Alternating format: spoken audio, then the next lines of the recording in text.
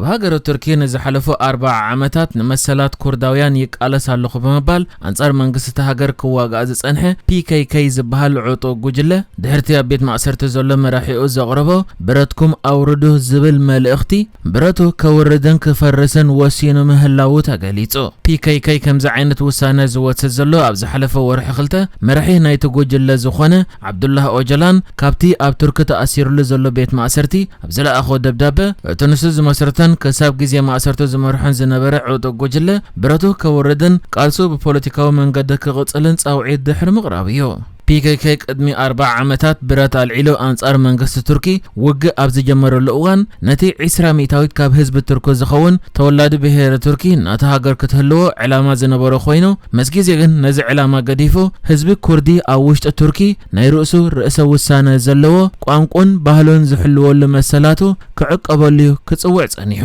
ኣብዚ ኣስታት 40 ዓመታት ዝቐጸለ ኩናት ከኣ ኣስታት 40,000 ሰባት ከም ዝተቆትሉ ይዝግለጽ። PKK ወላወና መጀመርታ ኣብ ቱርኪ ጥራይ ከም ግብረ ሽበራዊ ውድብ ተሓሲቡ መንግስቲ ቱርኪ አንጻሩ ውግእ ከፊት እንተጸንሐ ድሒሩ ግን ኣብ ሕብረት ኤውሮጳ ዓባይ ብሪጣንያን ኣሜሪካን ውን ኣብ ዝርዝር ግብረ ሽበራ ኣትዩ። ሕጂኻ እቲ ውድብ ኣውፂኡ ኣብ ዘሎ መግለጺ ብረቱ ከውርድ ከም ዝወሰነ ከገልጽ እንከሎ ንህዝቢ ኩርዲ በመባል ዝተበገስናሉ ዕላማ ተወቂዑ ዝተረፍ ዕላማታት ድማ ብዲሞክራሲያዊ ፖለቲካዊ መስርሕ ንኽፍታሕዩ መደብ ዘለና በመባል ሙሉእ በሙሉእ ክፈርስ ምዃኑ ኣፍሊጡ ዘሎ። ሓደ ካብ መሰረትን ከምኡ ድማ ታሪኻውያን ተቃለስቲ ህዝቢ ኩርዲ ዝኾነ ዓብደላ ኦጀላን ብ1999 ኣብ ኬንያ ተታሒዙ ናብ ቱርኪ መጺኡ ክሳብ ሕጂ ኣብ ባሕሪ መርመራ ኣብ ትርከብ ንእሽተይ ደሴት ኣብ ዝርከብ ቤት ማእሰርቲ ተኣሲሩ ዝርከብ ኮይኑ ኣብ ዝሓለፈ ቀረብ እዋን መንግስቲ ንኽፈትሖ መደባት ከም ዘለዎ ዕላው ድሕሪ ምዃኑ ወኪላቱን ኣባላት ፖለቲካውያን ሰልፍታት ኩርዲ ብኣካል ረኺቦሞ ነቲ PKK ዝበሃል ጉጅለ ከዓ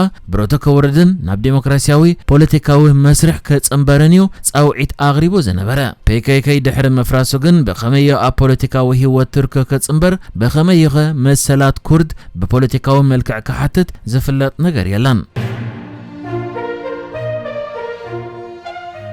سعود عرب نزيغاتات إيرتران إثيوبيان زركبوهم نبركت زبوله زيغاتات زتفلاليا هاجرات منبر فقادهم كي تحدث كم زو سنتن إذا حد حزام زلوا منبر فقاد علتو مسحلة فدمان أب هاجرهم كترزو مدب أوت أمه اللوات جاليتو مع كان زينة هاجر يزرقحوا أب زلوات سبسابات إتهاجر نزو سنة وسط زلا بركت زبالة بوسطنيات تتحيز زلو نيسرح عدلات بتم شغلة ألبان نزب زحلم زلا زيغاتات تتهاجر كتكود دليت سلا زلوا مخانو تجاليتو كم زفلت سعود عرب بوزح كاب هزبا أبزوان تحت 3 عمد زعد ميو من إساي كوينو بوزحات كابزي دما شغلت ألبونة تاقات يوم مهلاوي قلات مسرت اتوات إيزالله وسانخا ورقتهم زي حدا سلمن اندحر زي حجي حيزم وزالله ورقت جزيد أخي لدمان أب هاقرم السوقو زيغاتات باكستان يمن إيرترا إثيوبيا تشاد سودان كومدما زيغاتات بنغلاديش فيليبينسن هندن كم زخونو تاقاليس الله يهون نمبر بوزحات أبتا هاجر سرح زلو وساعتنياتات إزي منقص سعود عرب وسيدو وزلو وسانة داقما قمت كقبرولو تاوعيتات يقربو يمزلو منقص سعود عرب نزو وسانة داقما قمت دي خقبرولو ويس مولا بمولا تكبيرو اتم ورقاتهم زودق ناب هاجرهم كسوقوميو بحجي زفلت قداي كخوان مخانوون مع كنا زينات هاجر يتصبصب اللوا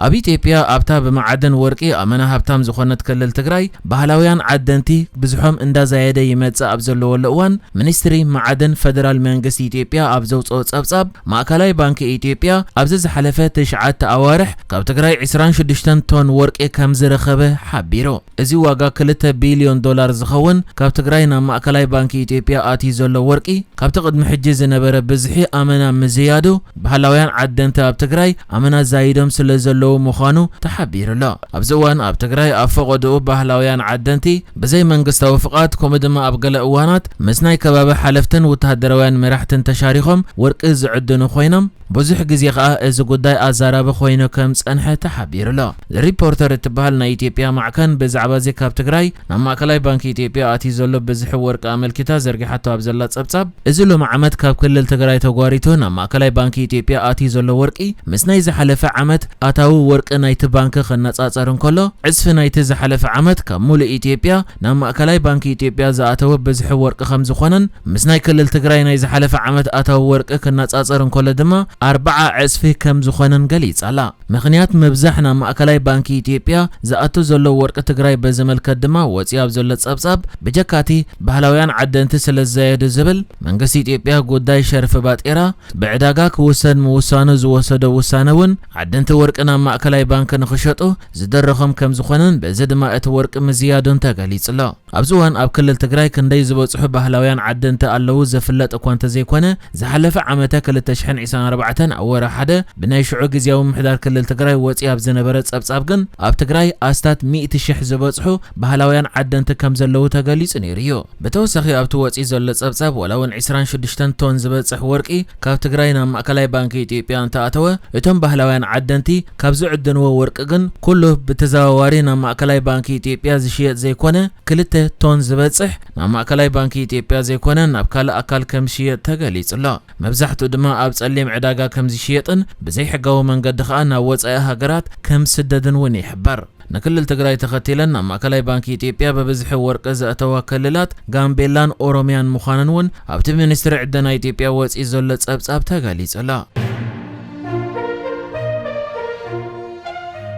ሱዳን በሰንክቲ ሓይልታት ቁልጥፍ ደገፍ ኣብ ልዕሊ መኻዚኖታት ነዳዲ ፖርት ሱዳን ዝገብሮ ዘሎ መጥቃዕቲ ካብ ደቡብ ሱዳን ዝመጸ ነዳዲ ንገዚኡ ክቋረጽ ወሲና ሱዳን ነዚ ውሳነ ዝወሰደት ኣብ ዝሓለፈ ቀረበ መዓልታት ሓይልታት ቁልጥፍ ደገፍ ኣብ ፖርት ሱዳን ኣብ ዝገበርዎ መጥቃዕቲ ንገለ ነዳዲ ናይ ደቡብ ሱዳን ከዝይኑ ዝነበረ መኻዚኖታት ዕላማ ብምግባሮም እዮም ከም ዝፍለጥ እታ ኣብ 2011 ካብ ሱዳን ተፈንጨለ ርእሳ ዝኻለት ሃገር ዝኾነት ኣፍ ደገ ባሕሪ ዘይብላ ደቡብ ሱዳን ዝበዝሕ ንሰደድ እተቕርቦ ነዳዲኣ መንገድቲ ናብ ወደብ ፖርት ሱዳን ዝተዘርግሐ ሻምብቆታትን ኣብታ ወደብ ዝርከብ መኻዚኖ ነዳድን እዩ ሱዳን ትሪቢዩን እትበሃል ማዕከን ብዛዕባ ዘመልክታ ዘርጊሓቶ ኣብ ዘላ ዜና ሚኒስትሪ ጸዓትን ነዳድን ሱዳን ኣብ ልዕሊ ፖርት ሱዳን መጥቃዕታት ድሕሪ መፍጻሙ እቲ ዝተፈጸመ መጥቃዕታት ኣብ ልዕሊ ናይ ሱዳን ከምኡ ድማ ናይ ወጻኢ ሃገራት ወይ ድማ ብወጻኢ ሃገራት ዝተገበረ ወፍሪ ዕንወት ስለ ዘወረደ ተወሳኺ ዕንወት ከይወርድን ናይ ወጻኢ ሃገራት ወፍሪ ብፍላይ ድማ ንናይ መጻኢ ወፍሪ ብዝዓገት መልክዕ ዕንወት ከይወርዶን ካብ ዝብል ዕላማ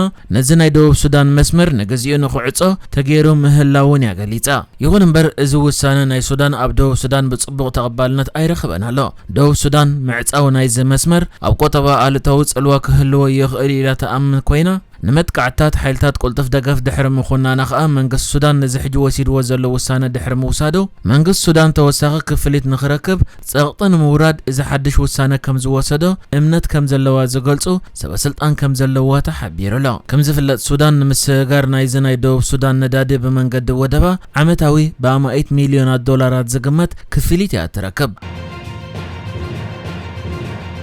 نحجز تدالو الزيناتات ازينيرو بكالك سب نرغب سلام نعخم